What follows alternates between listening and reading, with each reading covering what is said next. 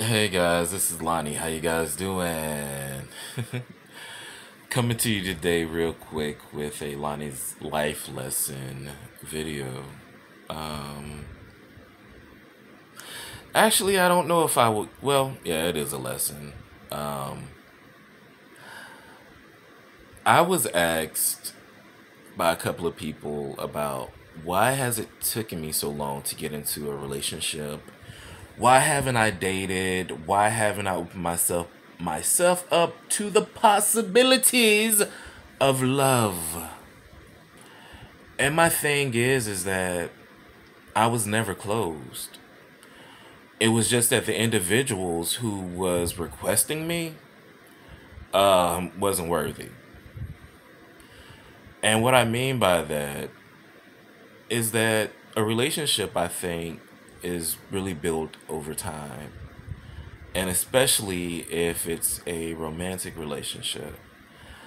I think that for me, I realized when I was 19 years old in my very first relationship, my mom taught me about love and what love is and the definition biblically of what love was and what love is. And so when I started dating people who claimed to be Christians, and it just seemed as though those who were not Christians had a better understanding of what love was and what love is, meaning that they realized that love transcends blah, blah, blah, blah. What's the word? Trans I can't even pronounce the word right now. That love is more than just the physical act. It is so much more.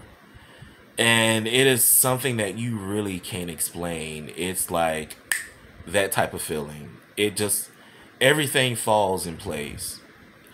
And when you put in the work to establish a relationship with someone and that individual is not putting in as much work, and their excuse is always my friends, when you weren't around, my friends were here and blah, blah, blah, blah, blah, blah.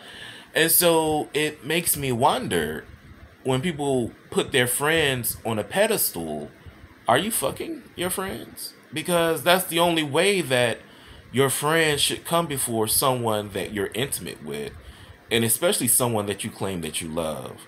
So I get that your friends were there before me, and that your friends were possibly there during me.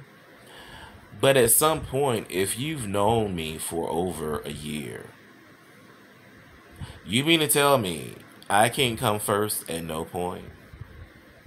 And then when I bring it to your attention, how you put somebody before me, it's thrown up in my face that this bitch helped me when I needed some help, and when things were bad and shit was falling apart and everything else. And my thing is that this bitch see that you're in a relationship, and she's seeing that your relationship is falling apart, and yet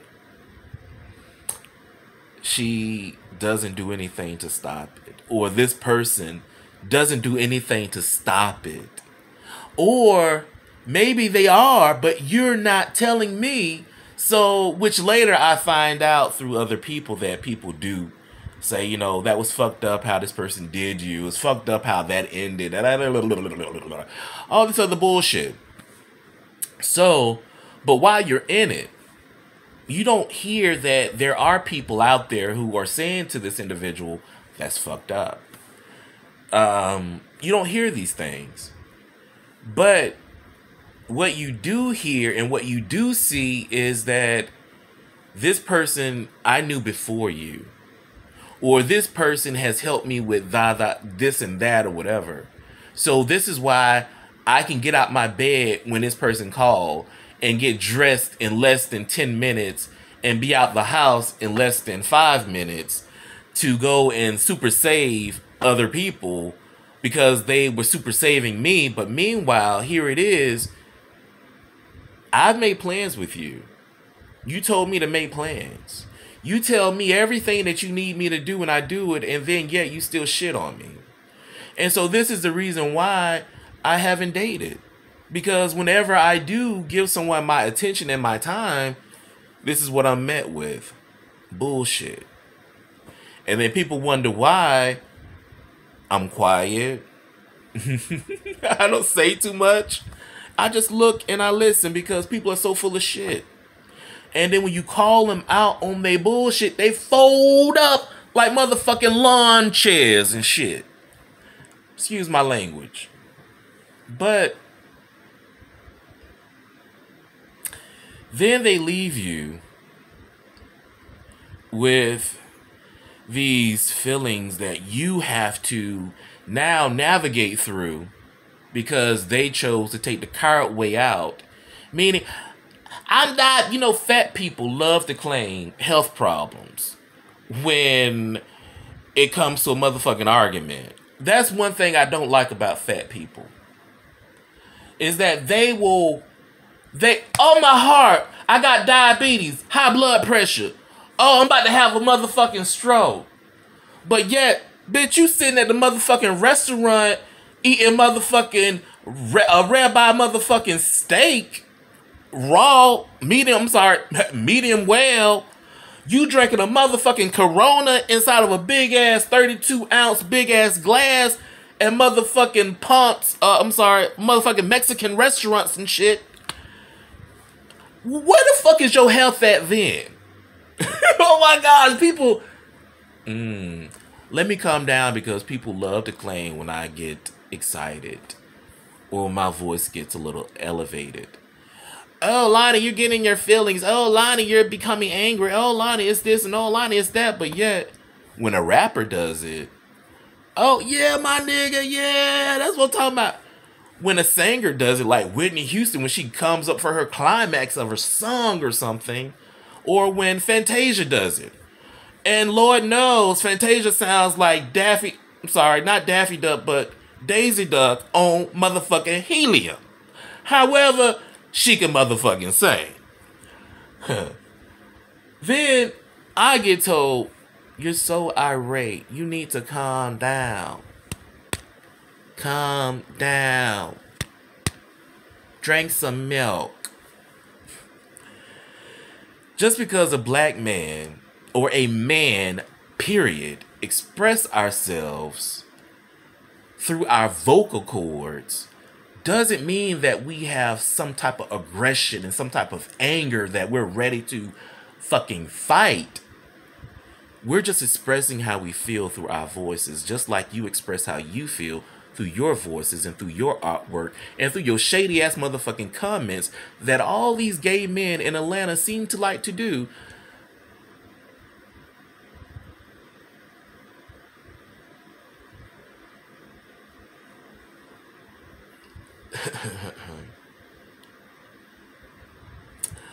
Saying all that to say this is that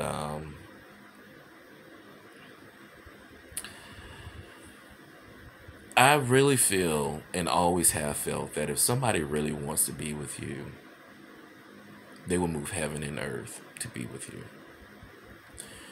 If someone really wants to make a relationship work, then they will put in the work to make it work. I have had a person tell me that my life was an open book to one of my relationships. I mean, I let the guy move in. He had free range of my apartment. Meanwhile, I'm at work overnight at the 12 Hotel, and he works at the DeKalb Police Department. Meanwhile, he's entertaining people, going out on dates while I'm at work, and I just so happily had an intuition. I confided into a good friend of mine in Miami about everything. One day I get a kidney stone one night, and the person that I'm dating takes me to the emergency room. I called my good friend in Miami. So next thing I know, my good friend in Miami, since I used the person's phone that I was dating to call my good friend in Miami, which I'm not going to say their name. My good friend in Miami started a phone relationship with the guy that I was talking to. Now, mind you, the guy that I was talking to went to Miami quite frequently without me. Years later, 2018, that same good friend came to me. Now, this happened in the 2000 and let's say 2000 about 8 or 9 or whatever. This good friend then came to me and divulged to me that he had been sleeping with my ex while possibly we were together. However, my ex went by a different name and he claims that, oh, he didn't know anything. However, 2018, then I'm told all this shit. Then 2019, me and my ex finally had a face-to-face conversation. Came over to my home and he said that, you think your friends are your friends and they're really not. Now, mind you, I've gone on plenty of dates over the years, and all of my dates have described their sexual relationship with my ex at the dinner table, not knowing that they were talking about my ex. However, they're just giving me descriptions of their sexual patterns and how they've dogged people out over the years. And how they've, like, just, oof, I don't even want to talk about it because it's sickening. Oh. So I'm sitting at the dinner table trying to keep my food down. Meanwhile, I'm being told how, oof.